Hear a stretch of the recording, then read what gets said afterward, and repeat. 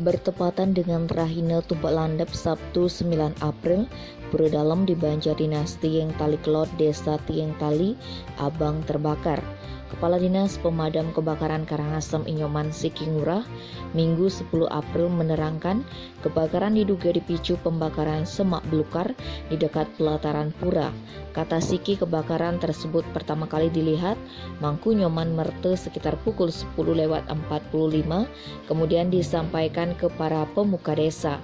Mendapat laporan dari PLT Prebekel Tieng Tali dan tokoh masyarakat, Nyoman Orta Susila, Siki bersama para awak damkar langsung ke lokasi. Pihaknya menurunkan 5 unit armada dengan 13.000 liter air.